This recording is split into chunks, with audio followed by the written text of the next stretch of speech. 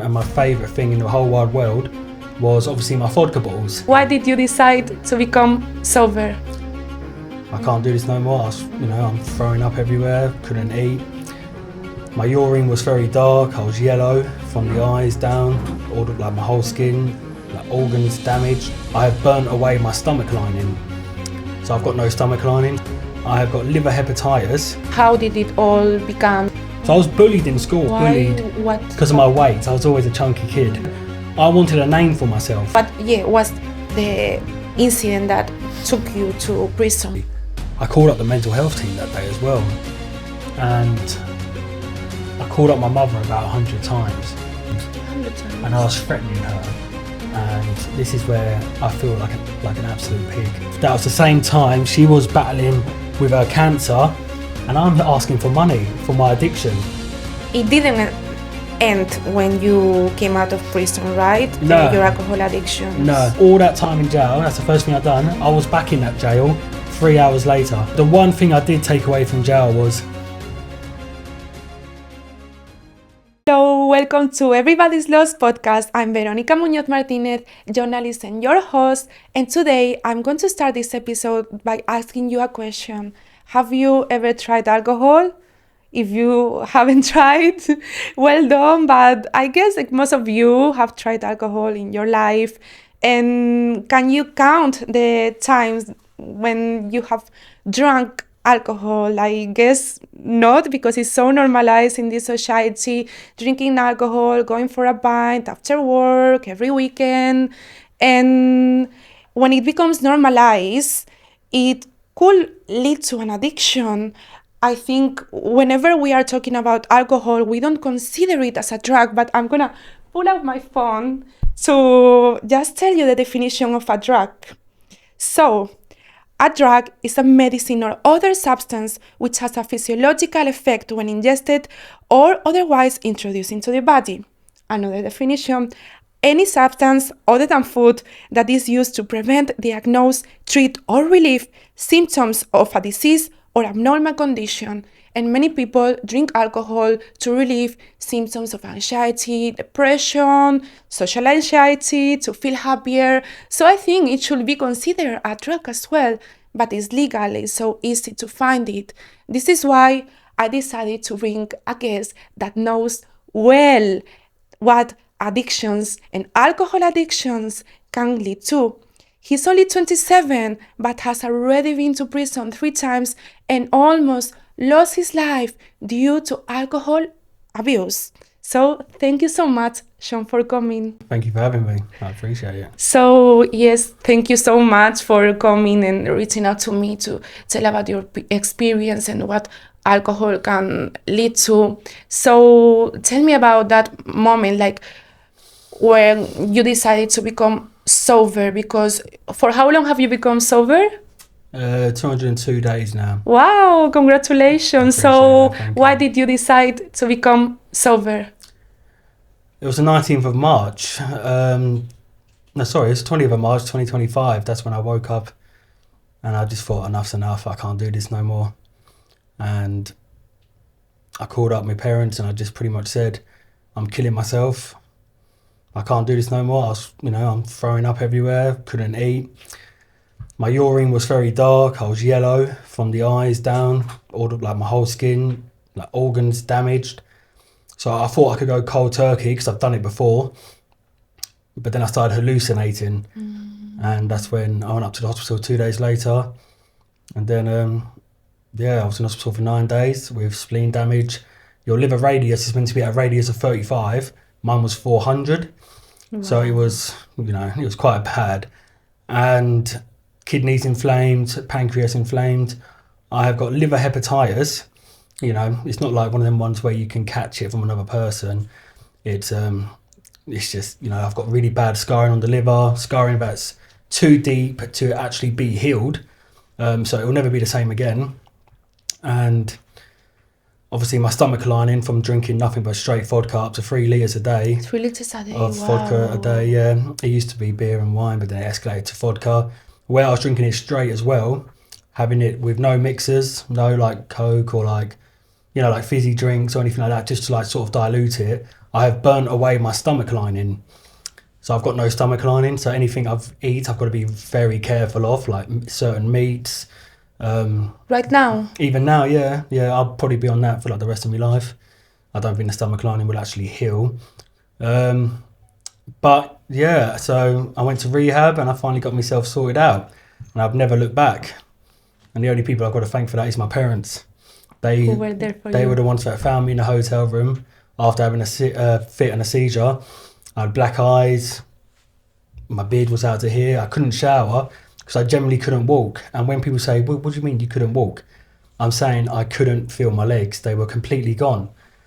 And yeah, they were the ones that saw me on the floor. They said, Sean, you have to stop. I didn't listen to them because I thought I knew everything. I thought I don't need to listen to family, friends, no one, because obviously that addiction was it was overpowering. Deep. You were too deep into the addiction that you couldn't even think. Nothing was going to help me. Point. Nothing at all. Friends, family, they did not even exist. My best friend and my favourite thing in the whole wide world was obviously my vodka bottles. And when I was in this hotel for 10 days, bearing in mind, 10 days, when my parents come in and saw me, they counted 36 big bottles of vodka on the floor in that hotel room. I was so embarrassed. I got to the point where I hit rock bottom so bad, I was urinating myself and was not caring. I was throwing up everywhere, all over me, and I did not care. I wasn't eating, just consuming vodka and nothing but vodka. And a lot of people say to me, how could you drink vodka like it was water? And I always say to them, what I used to do was look like a pint glass, and I used to fill up with vodka, either first thing in the morning to stop myself from shaking, or at like 2 a.m. if I used to wake up with the shakes, because I wanted to prevent myself from having a fit or seizure. So I used to have ice lollies, and this is where it becomes really weird. This is how messed up my brain got in the end. So instead of sort of covering my stomach with solid foods, I thought, right, let me down a pint of vodka while holding my nose so I won't be able to taste it. And then the second I let go of my nose, I chew on like a ice lolly because it will stop the burning from going down. Or I'd smell some aftershave. Yeah, or I'd smell aftershave just so it stops. Because pretty much if I was to down a whole bottle or like a whole pint glass and I didn't have anything to like smell after or anything, even like chewing gum or anything like that, I would throw up everywhere. And it was just such a waste because then I had to go out and buy another bottle because I know for that other litre, maybe a bit more, because I used to buy 2 litre bottles of vodka like every single day, like 2 litres and the rest. And there was one time, and I knew I had a problem at this time as well, because there was this one time I was in the hotel room, I had no money. I went through all my money. I couldn't go home. My parents were putting me up in accommodations like hotels and things like that because they didn't want me to be homeless, fair play. And the love and respect I had for them back then, I had none. I generally had none because I was so deep into the addiction. You think everyone is against you? I thought everyone was out to get me, yeah. Everyone was trying to give me advice, but I was like, no, go away. Like, you ain't good for me. X, Y, and Z pretty much. And yeah. Tell me, like, God. I guess all of these you are telling me, drinking such amount of alcohol, and to get to that point, it wasn't something suddenly, right? Like, it's from not just one day. So how did it all become? Because you come from a nice family, you told me. I come from a very nice family, yeah. I'd like to, like, in all fairness, my father and my mother, they have worked very, very hard to get where they are now, especially money-wise, really hard. And I took that for granted. And that is a massive regret of mine because I treated them like absolute rubbish. My mum had cancer as well. She had stage 4 cancer at the time I was drinking, and legally I wasn't allowed to speak to them. And so painful. And I was still drinking. I didn't. But you didn't realize like she could die, and you were wasting. But also like you didn't care about your life. So no. How did it all start? When was the first time you tried alcohol?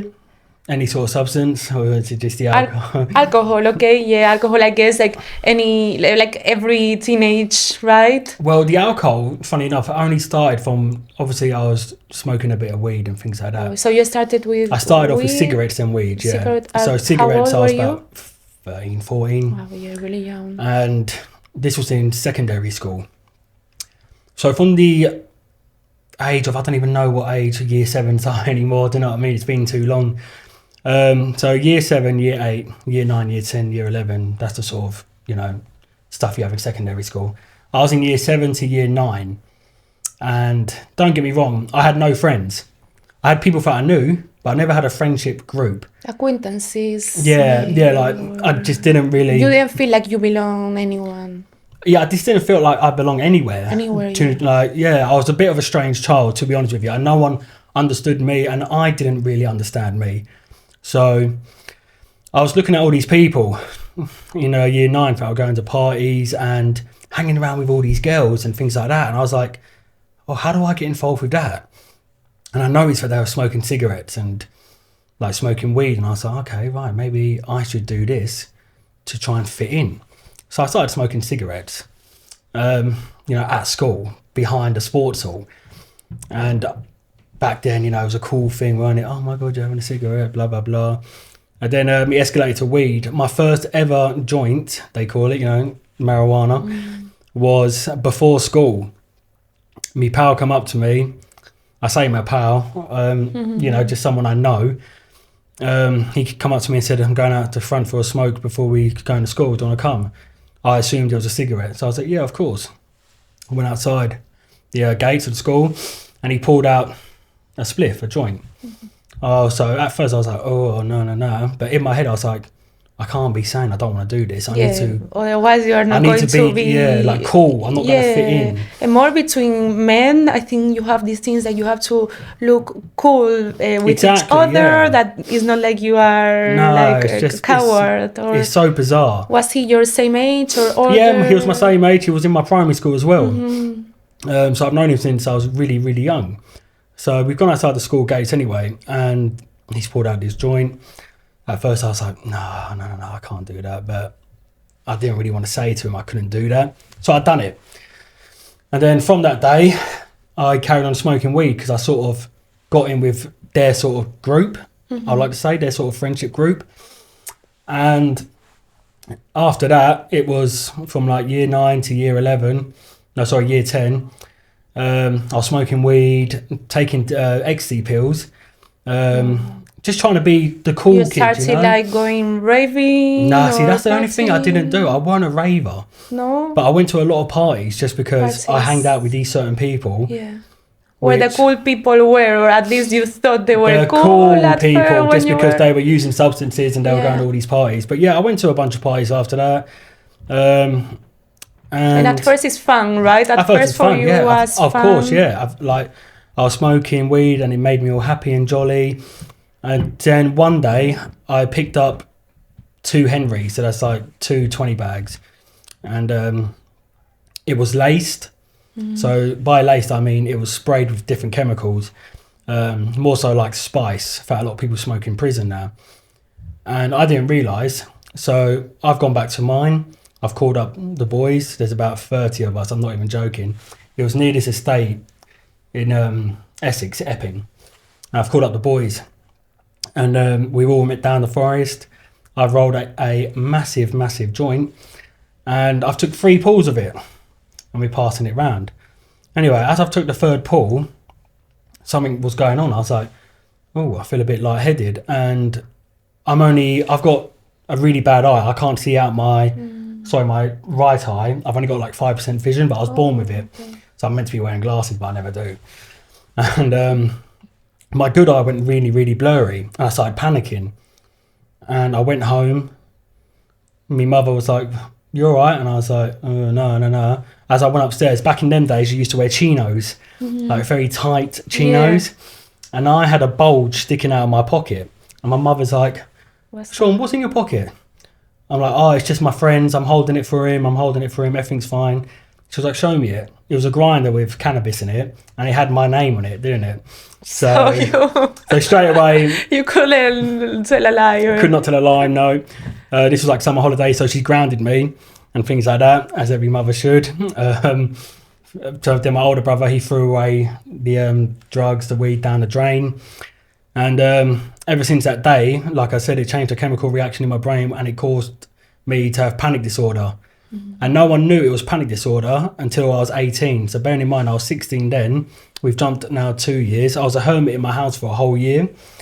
So at the age of 17, because of this cannabis, I had panic attacks, like really, really bad ones.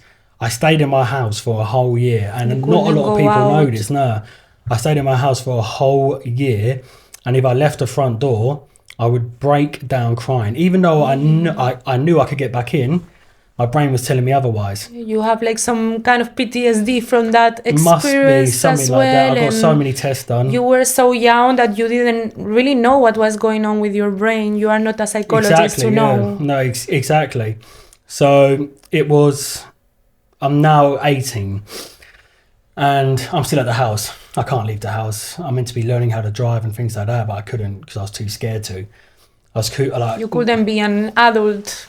I couldn't do anything. No, I generally could not do anything. I could not walk the dogs, could not go to the end of my garden because it was too far away from the actual house. It wasn't even that far away, but that's just the mind playing tricks on you.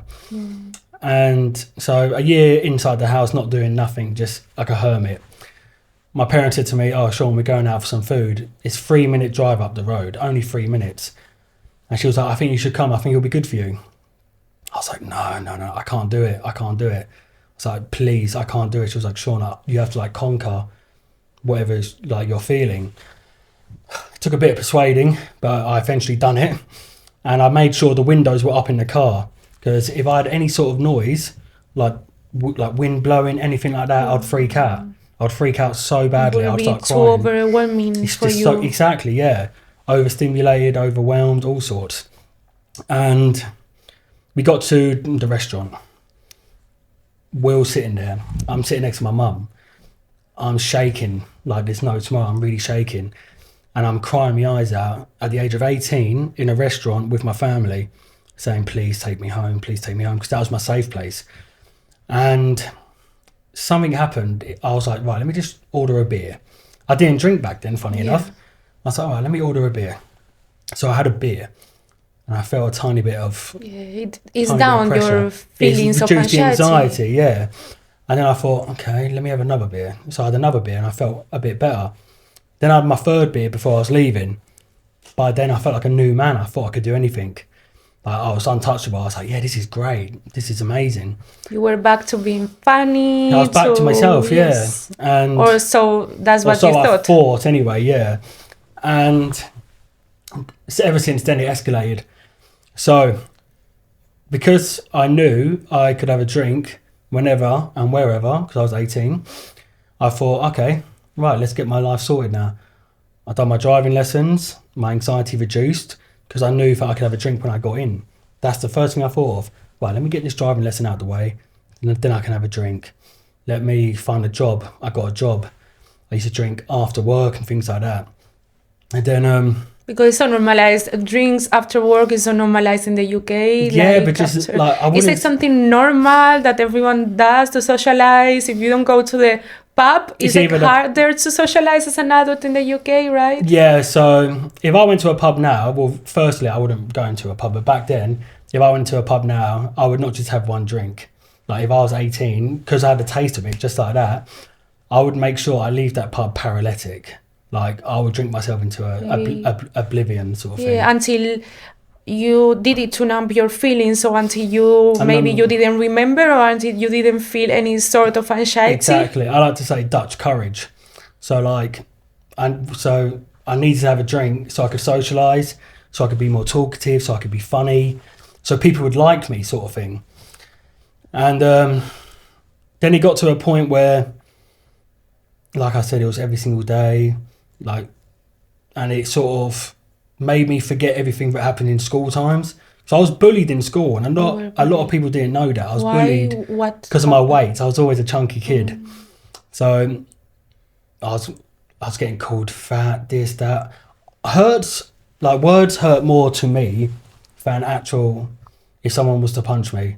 Yeah. Words hit me, It's words hit me, sorry. yeah, it's stuck in your head. Yeah. Words are stuck in your head forever, and Yeah, I I think don't the school forget years nothing. are so important for your development, and bullying is really bad. I'm so No. sorry for that, but bullying also determines like your insecurities, because Exactly. the words they say to you, it brings up insecurities that you didn't even know you had because you come from a loving family. So Exactly, yeah.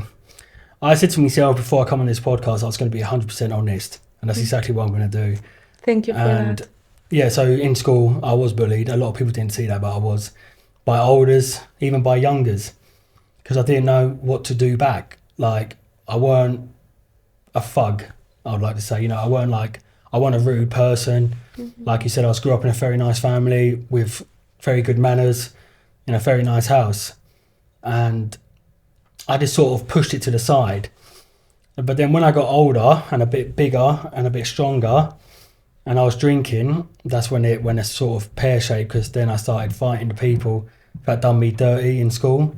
I got my revenge back on them, which I should never have done, but that's the alcohol talking. Yeah, revenge never works, but it was your way to show some courage, or just tell the world like, yes, now I'm brave, now I'm strong, now I can do this, and I'm not gonna get bullied again. Never again. And from there, I wanted a name for myself.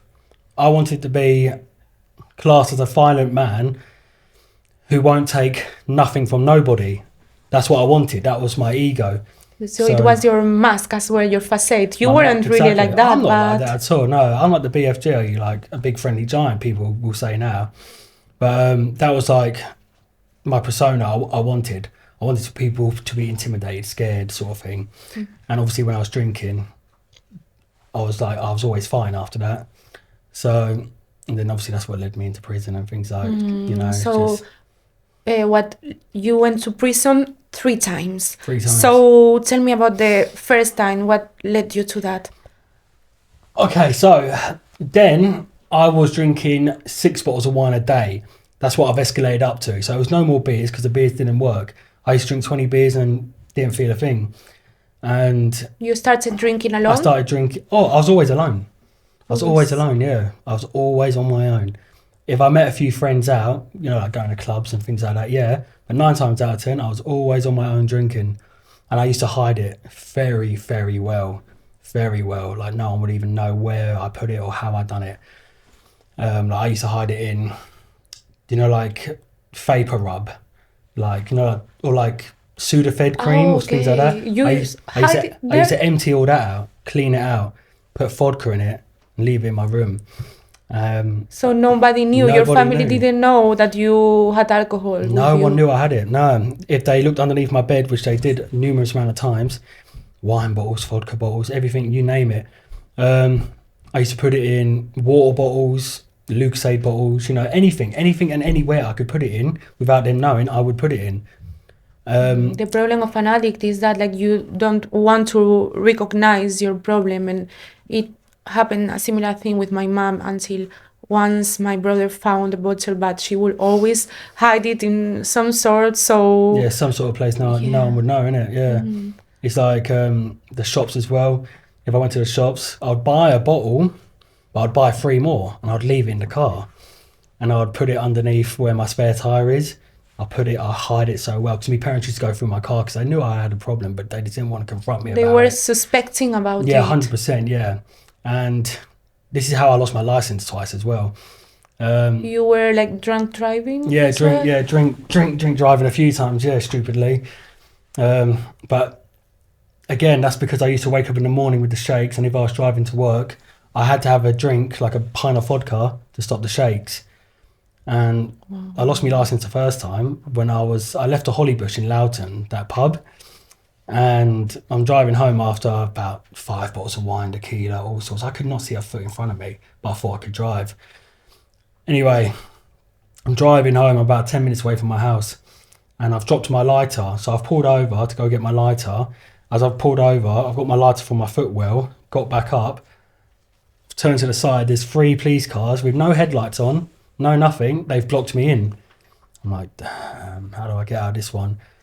So they're like, hello, mate. Yeah, we just seen you swerve a little bit. I was just wondering, is everything all right? I was like, yeah, everything's fine. I just dropped the light. I'm just pulled over to, go get it. That's what I thought I sounded like, but I probably sounded a lot more You slurred and thought you things like were that. sober. That's the problem of many people that are alcoholics, that they think they are sober, but they are Yeah, not. no, exactly. So they said, how much have you had to drink tonight? I said, 1 glass of wine. They didn't believe me. Do you know what I mean? I had crates of beer, vodka, and wine in the back seat because I used to drink and drive all the time, and it's so stupid. And I hate myself for it 'cause I've lost a few friends because of that. But again, I didn't care about no one or nothing. And so they breathalyzed me, took my car to the police station, arrested me. I was banned for 18 months. And they said to me I could get my car back the next day or when I sober up in the morning because I could still drive for like another 2 months until the court hearing. So I was like, okay, cool. I went home, showered, went back to the police station, got my car. Because I was shaking so much from the alcohol withdrawals, I got my car. The second I got to the police station, I got my vodka from the back and I drank it as I was driving home. Did not care. Did not care one bit. The addiction was stronger than your willpower. Like you couldn't even think straight. I had no willpower whatsoever. No willpower. So then the second time that you lost the driving license? Second time, I had a new car. And I say new, I had it for about 2 years because I got my license back. Not even 2 years probably. And I'm driving home, I'm drunk. I've got home and my mum knew I was drunk, blah, blah, blah, blah. Cut long story short, it's the next day now. I'm driving to work. I'm drinking while driving to work. I've hit a pothole and I've blew my tyre. So I'm like, what do I do here? So I go to Volkswagen in Loughton to go and get like a new tyre. Drunk Sean, me, walks out with a brand new car. I traded my car in, got a faster car, and thought, I'm done with Essex. Let's get out of Essex. So I thought I was driving to Cornwall. I was driving the opposite direction. I was driving to Yorkshire. That's how messed up I was. I was done with everyone. I packed the bag and I was out of Essex. I wanted to start a new life. Don't know how. I didn't have a pot to piss in. I had no money, no nothing. I don't know what I was doing. I just wanted to escape. And then, I've got to Yorkshire. I slept in my car that night because I went to the pub as well. And I met up with this geezer there. We're drinking all night, X, Y, Z. I slept in my car. The next morning, this is where it gets a bit weird. The next morning, I wanted to kill myself pretty much there and then. Don't know what I thought of. I just wanted to end it all. I really did, and I tried a few times beforehand, but with alcohol, just with drinking. alcohol, prescription medication, I just couldn't see a way out of the stuff I was dealing with, like the demons in my head. I just couldn't see a way out of it. Therapy didn't help. Nothing helped. So I drove to Hull train station, and I remember before I'd done that, I called my mum and said, I'm going to go to a shooting range and I'm going to blast myself in the head. And that's what I said to my mother when I was drunk, driving to the station. How must have that felt for your mother? Like my mother called the police straight away, and I got the whole station after 10 minutes on the phone. And I didn't even know it at the time. As I'm driving, my mum's like, what road are you going down now? How far away are you from the police station? Because my father was on the phone to the police. My mum's phone was on loudspeaker, so the police could hear exactly where I was going. And I got to Hull station. I saw a police car there, but I didn't think nothing of it. It was just the one car. So I was like, okay. I pulled up. I spoke to some lady going, because she lived in this house just opposite. I was like, could I park here? Or do I need to find like a car park or anything like that? No, then she was like, no, you can park here. In my head still, I was like, oh yeah, okay, today's the day. I'm going to go to that shooting range. You were determined to do it. Determined, yeah. And the second I got out of my car, the second I was getting on my Ford car to put in my bag, and then to get out of the car, there's a police woman at my window. Knocks on the window. Are you Sean Holland? I'm like, yes. Who are you? She's like, oh, do you mind stepping out the car for me? I'm like, no, what's the problem? And then next thing you know, in less than, I blinked, and then there must have been about 8 police cars surrounding every exit point of that road. I was completely boxed in. I couldn't go anywhere. Nowhere. Everything was boxed in. Tasers were out and all sorts. So they breathalyzed me. I was 3, 4, 5 times over the legal limit. I blew like not 500, but I blew like 300 or something like that. The legal limit is 35. I blew 300. I went to Yorkshire court, like the next day. I stayed in the police station. The next day I went to the courts, and this is how strong the addiction is as well. I'm in the court, in the downstairs bit, waiting to hear from a solicitor or anything like that. I get took upstairs, took into a room, and they pretty much said, Sean, you can stay up here, but whatever you do not leave this courtroom. I said, okay, cool. I knew straight away I was going to leave there, go to Tesco's next door and get myself a bottle of vodka. So here's what I done. The second day I left the court, went next door, got a big bottle of Fulvic water, emptied that out, got a big bottle of vodka, poured that in, walked back into the courts, through the scanners, all sorts. They didn't know, they just thought it was water. And as I got in, then my name was called. So I'm drinking this, and they're thinking it's water. I'm drinking it. So I've drunk about 500 ml, like about a pint glass of vodka. So I feel very relaxed at this point. I've never seen nothing like it. It's like an episode of Emmerdale. It's I'm in this courtroom. People are wearing the wigs and all sorts. I've never seen nothing like it. I've been caught so many times, but nothing like this. It was different. It was the High Court. High Court, yeah, it was a proper so court. This is like when you know it's a problem. Yeah, now. I knew this. Okay, this might be a bit serious now. Yes. Yeah.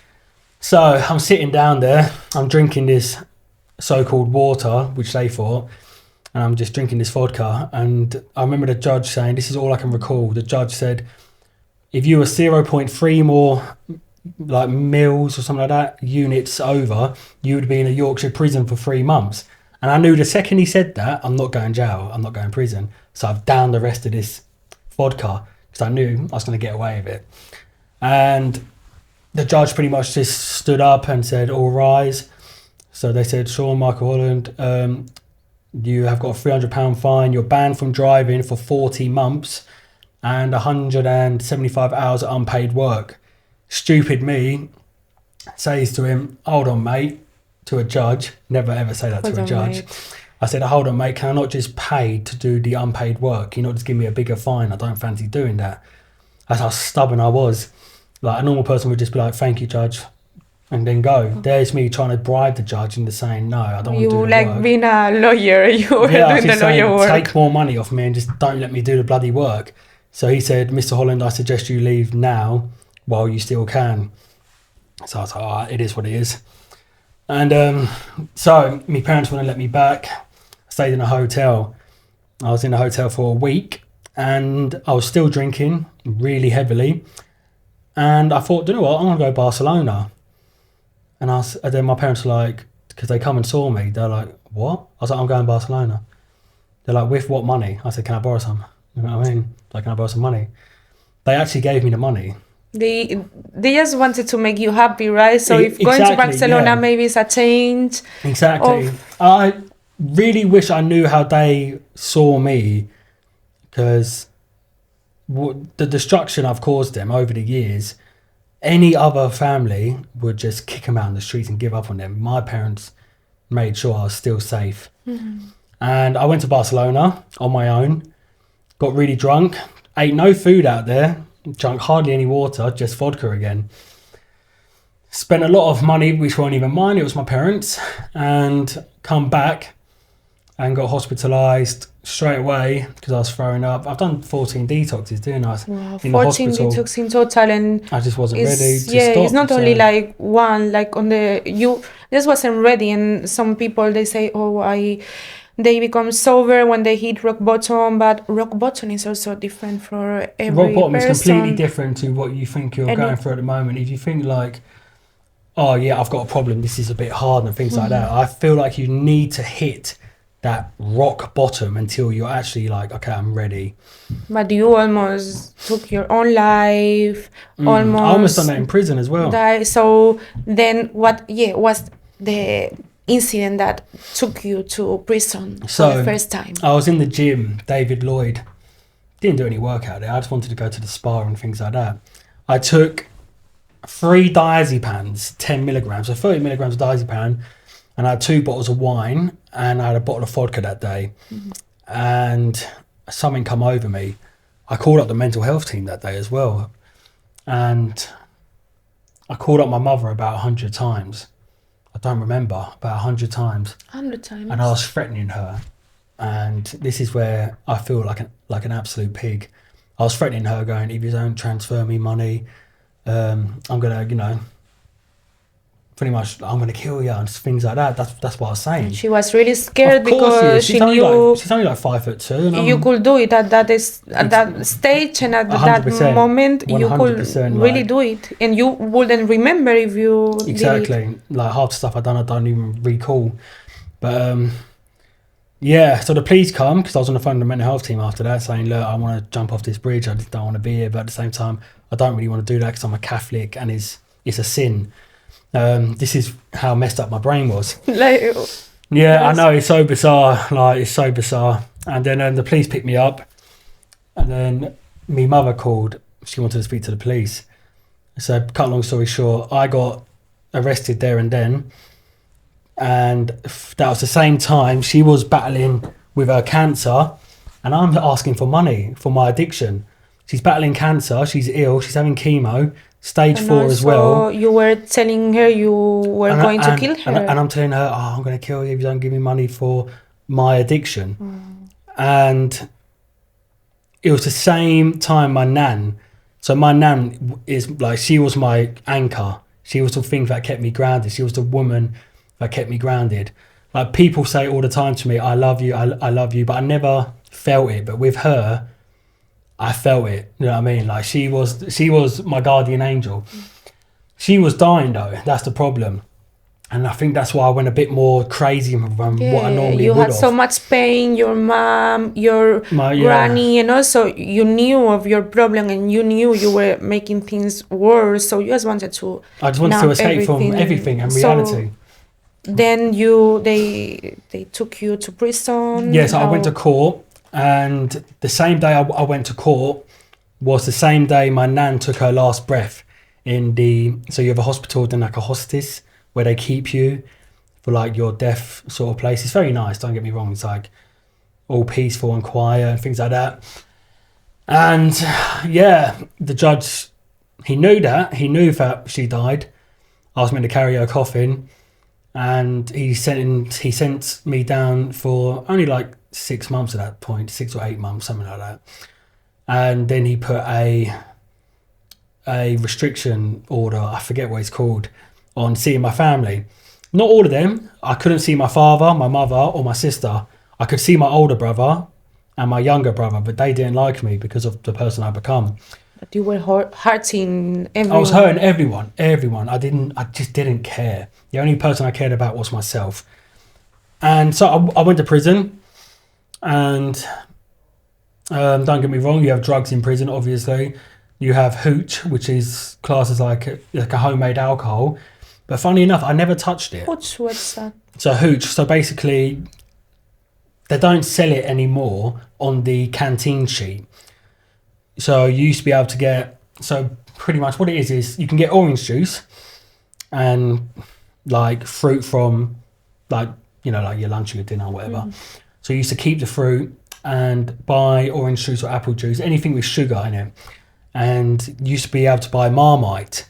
So basically, when the sugar, water and Marmite and whatever else you want to put in it, like apples and things like that, when that all mixes together, because of the yeast that's in the Marmite, it sort of makes an alcohol, like a wine, doesn't it? Or like some sort of spirit.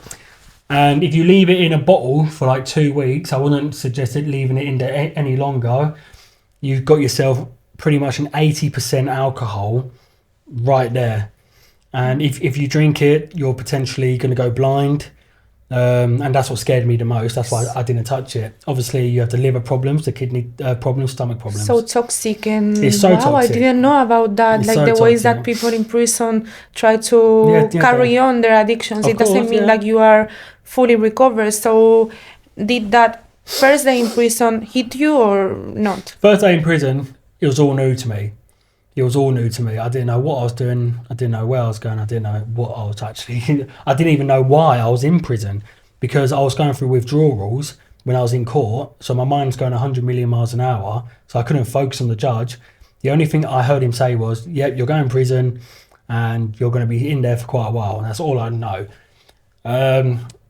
So when you get to the jail, the first thing they do is either give you a starter kit, vapes or food. I wanted a vape, nicotine. Oh, they give you that? Yeah. But obviously you have to pay for it and stuff like that. Okay. But yeah, I was in there for 8 months. I saw things that no person should see. You know, people burning themselves alive. People hanging themselves. A lot of people died in that prison from hanging themselves. They get their bed, they lift it up, they get a piece of rope from their bed and finish themselves off. It's really traumatizing. Or on a light, yeah.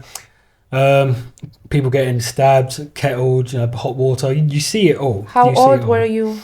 Oh, this was I was 24, 25, I think. Yes, and just comparing yourself with other prisoners that you thought that I haven't done anything so bad compared to them. I guess you were sharing cell or close to someone who killed someone. Oh yeah, you meet everyone in there. You meet people that have murdered people, big dealers.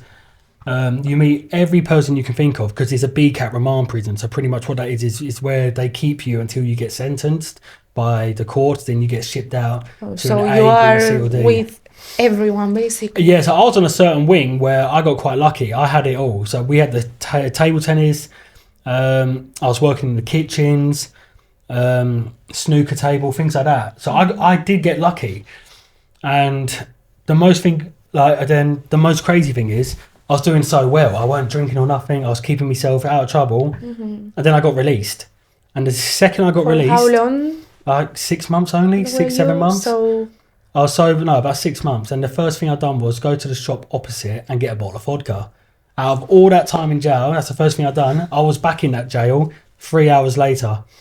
Because I went out and I had a massive fist fight. Massive punch up with a family member, funny enough. And I went back to the police station, went back inside for more months. I spent Christmas in there and New Year's Eve in there as well. And then I got released. Again, I was still drinking on that release. I was drinking, staying in hotels, hostels, you name it, everywhere. I was homeless for like 5 days once because I didn't have a phone, nothing. I was just... And also your parents didn't want to support you any No, longer. they couldn't no they more. Gave up. They generally couldn't no more. So, yeah. And I remember I still wasn't allowed to see my family. I wasn't allowed to that address. And I went to that address and I knocked on the door, and they were so scared for like the life of them. They were so scared that I was going to do something. They called the police and I got arrested. And then I went back for breaking my, my court order and stuff like that. But the one thing I did take away from jail was I have met people in there which have come out of jail, and I am best mates with them to this day. They have the biggest heart. I had so-called friends in secondary school, which I'd like for 10 years. But the only thing we had in common was either drugs or drink. Yeah, and you told me also you lost friends as well because they couldn't be with you any longer. Yeah. Like, they couldn't relate with you. If I asked a few of my old friends, do you want to come out for a coffee or do you want to come play golf? No, I'm busy. And then you'll see a story on their Snapchat or something like that, smoking weed, going down the pub. And it's like, okay, right, it is what it is. But I met this one boy in prison. And he does me head in. He does do me head in, but he's a good man. He texted me, funny enough, the other day. He said, he texted me every other day, how are you doing? How are you getting on with your recovery? Things like that. And he texted me the other day, he was in Germany. And he said, Sean, I'm going to mute you from my socials because I'm going out. There'll be drink on my stories and my posts and things like that. And I don't want you to see it. Well, I have never had more respect for someone in my life. except for like my family. Because he knows it's going to trigger you, and when you are Exactly. where they say recovered alcoholic, but when you are alcoholic, you are always an alcoholic. Do you still consider yourself an alcoholic? 100%. I will always be classed as an addict and an alcoholic. I was saying this to my mother. All it takes is one drop. Like, imagine a raindrop. All it takes is that little drop to hit me on the lip, and I know full well I'll be straight back on it. I can't, like mocktails, like cocktails which are like because it's alcohol really similar free. I can't have that. To cocktails. If I drink out a bottle of water from like a restaurant, instead of putting it in the cup, if I drink out of it, I physically gag because it feels like a vodka bottle on my mouth. Yeah, it reminds you also when you were filling up these bottles of water with vodka. Yeah, exactly. Yeah. So everything now you try to like get away from alcohol. Everything triggers you. Yeah, I just try not to surround myself with people that are drinking or still using. There are some people that I was in rehab with, and they've relapsed after spending £15,000 for 28 days. They've relapsed, so I can't really speak to them anymore when they're drinking. And so it's good for you to have a supportive community, and one of your closest friends and who is supporting you the most. You met him in prison, so I met him in jail. That's the main takeaway from it for you. And the people that I generally have met in jail have helped me with my sobriety more than people that I was friends with when I was 2 years old. So do you think it's important also to become sober to have a supportive community? 100%. The community I have now, like there's people all on my TikTok and things like that, because I've been doing that. Yeah, that's how you reach out to me. Yeah, I speak to people across different countries. I go onto their lives, and they're from like America or like just anywhere pretty much, like Ireland, America, here. And it's like having one big family for like the addiction side of it, because no one else in my family is addicted to anything. I would say so. But, and people, they think that addictions come from people who maybe are not as privileged, but actually in this recent survey I saw, actually families who earn more than 50K per year, they are more likely to have someone addicted in their family. So it's so true. It's so true, because you have the money, so, and it's really expensive. And so you found that supportive community, but it didn't end when you came out of prison, right? No. Your alcohol addiction. No. So the third time I come out of jail, I was still on the streets, like in hotels though. My family was now putting me up in hotels. And I was still doing what I was doing. I was getting kicked out of this hotel. And then I was at this one hotel in Epping, just up the road from me. And this is the day where, it all just went peak on. Like I said, the 36 bottles of vodka on the floor. And then I tried to take my own life on the 19th of March 2025 this year by taking some prescribed medication. And I drank 4 litres of vodka that day in the space of 12 hours. And a lot of people go, how did you do that? Believe me, once you have a tolerance to that level, and with the ADHD mindset, I can probably drink more than that. But I drank the first 2 litres, I passed out, I woke up, I was like, oh, I'm still here. I downed the other 2, and I was pretty much praying. I was praying, please don't wake up. Like, please do not wake up. I didn't want to go out in a harmful, hurtful way. I wanted just to go sleep and not wake up. And then something or someone must have spoke to me in my sleep that night, because the 20th of March, the next day, I woke up, I texted my mum going, I'm done with this. Then life started to get better after that, after the rehab. It was your rock bottom. That was my rock bottom. Something told you to stop, something, maybe it was your inner voice as well. Maybe. To you, to yourself, that you have to stop, mate, like, it's enough. Prior to that, I was hallucinating from the withdrawals, and that didn't stop me. I was seeing people that weren't even there. I was having conversations with people in the hospital. I was on the 4th story of the hospital. I'm looking outside the window. I saw people flying around going, Sean, come to the roof and jump off and you'll live free forever, just like us. It felt so real. Psychosis, It's alcohol, like schizophrenia, it's psychosis. alcohol psychosis, pretty much. That's what it's called. It's alcohol psychosis, sorry. And I've never experienced anything like that in my life, and it was so scary, but it didn't stop me. Nothing stopped me. Nothing at all stopped me. When we were talking about TikTok, that's how I found you, and what shocked me the most is to see your videos and pictures of you with yellow eyes. Jaundice all over, yeah. Wow, that was so shocking for me because I've never seen someone like that in my life, and it's so honest of you. I'm sure that you are not the only one, but you are the only one my age, because we are the same age, 27. Yeah, 27, yeah. My age that has posted something like that. So like, tell me about that moment, like where you're like, basically you couldn't function, you were going to die in the hospital. Yeah, the doctor said if I was to carry on for 2 more days, I would have fell into an induced coma. But luckily enough, on the 20th of March, the day I woke up, when I said enough's enough, thank God I stopped that day, because I would not be here today. I'll tell you that. I would not be sitting here having a conversation with you, trying to help other people out with their addictions to this day. Yeah, I'm so proud, and honestly, congratulations. I appreciate that. I had my tarot cards done the other day. Oh, okay. Well, I say the other day, like a couple months back, like 4 months back. Do you know what tarot cards are? Yes. Yeah, I went once, and I think it showed it. I saw a tarot card reader, and I went, but I don't know if she really helped. But tell me how it was. So this is the crazy thing. So I got my tarot cards done from this woman named Rachel, and I'd done the cards. She pretty much said, keep doing what you're doing, and something amazing will happen. Something good will happen. And then she gave me a crystal. Anyway, a month later, I'm carried on doing what I'm doing, sort of thing. And I have met, I can't even explain it. I've had girlfriends in the past, which I knew weren't the ones. I knew they weren't straight away. It just wasn't for me. I didn't like them like that, but I had to carry it on and it was just weird. But I had to drink to be around them, sort of thing, and to make me feel a bit more confident in myself. That didn't work like that. That didn't work, no. But then I met this girl.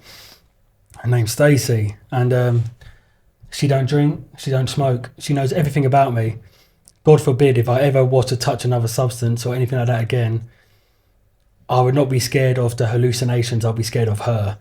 Of losing her. Yeah, like I can't even explain. Like I've heard people say I love you, like I said, but I've never actually felt it except for from my nan and me parents. But when she says it and I say it back to her, I generally mean it. So you're in love. I think for the first time in my life, I think I generally am. I can't see myself not being with her. Like she is my new anchor. Like me nan was, but she is now the one that's really keeping me grounded. She's a good influence on you. She's such a good influence. She's an amazing person, like amazing. And do you think like you would have met her, or you would have been with her? If I was drinking, I would never have met her. Because you weren't in the same vibrational level, if you call it like that. I would not have met her, and if I did meet her, she would not have liked the person I was. She would not have liked me at all. But I've told her everything about me, and she doesn't judge. She does not judge me one bit. She looks after me, do you know what I mean? Which is really nice. That's really important, to be around people who understand your traumas, your past, and just try to support you on that, on your recovery. Exactly. That's why I don't go out.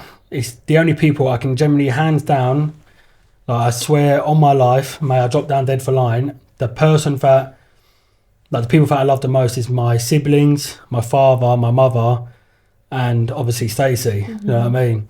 And how is your mother now? My mother, she's cancer clear. She's cancer clear. Amazing. She's back on the mend. She looks amazing. My dad though, he found a lump. He's got skin cancer, I think, at the moment. So he's getting tested for that. But he's 67.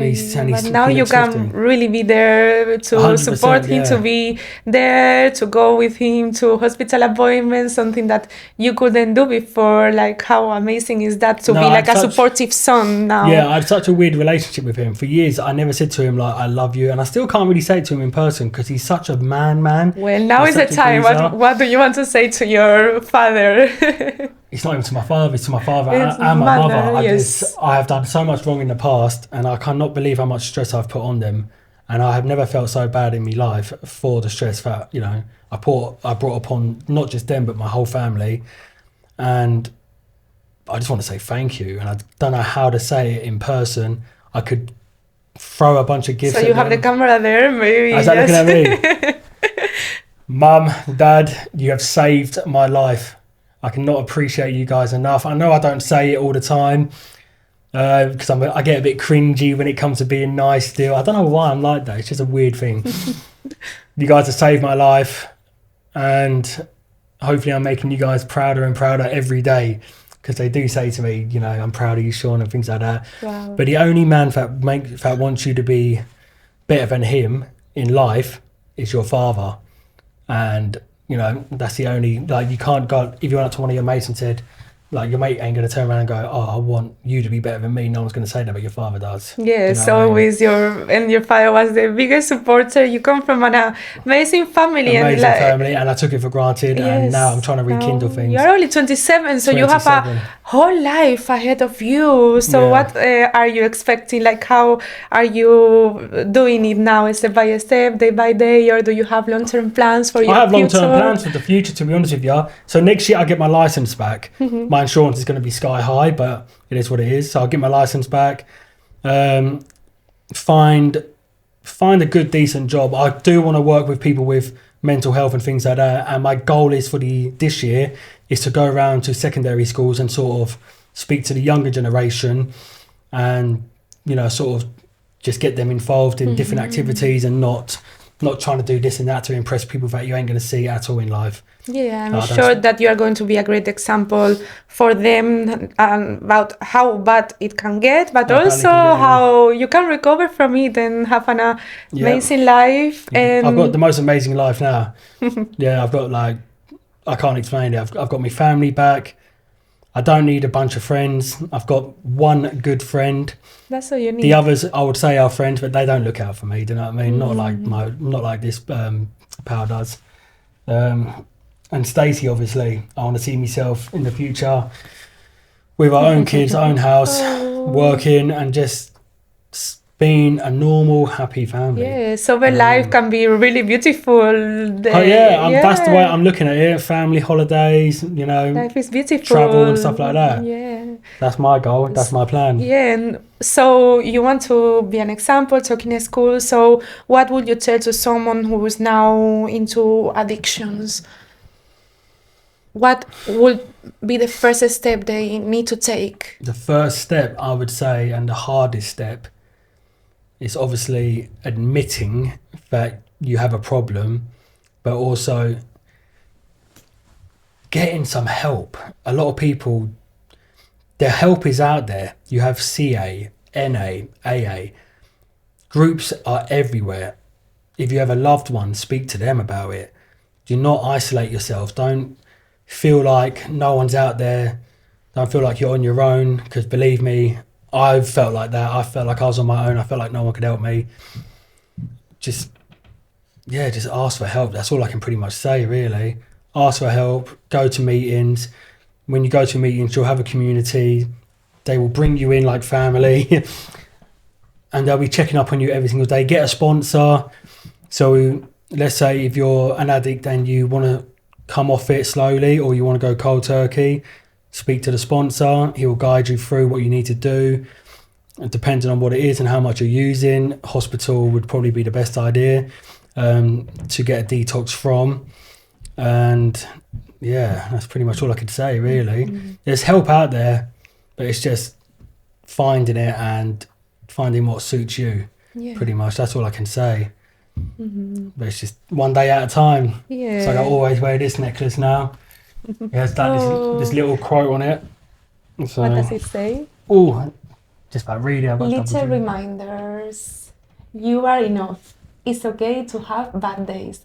Don't believe everything you think. You are so very loved. Be kinder to yourself. That's lovely. Affirmations are really important to start your day, to remind you that every time a negative thought comes into your mind, exactly. Like the tattoos I've got as well, they all have sentimental meanings.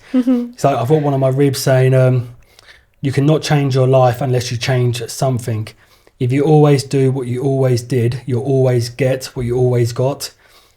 And that's a saying I like to live by pretty much every single day. Like if you're stuck in the same routine, you're just going to be doing the exact same thing for the rest of your life. You need to change something so you can feel a lot more better about yourself. Yeah, of course. So, and my last question also, for someone who is in the other side, who is trying to help someone who is an addict, what would you recommend them to help them?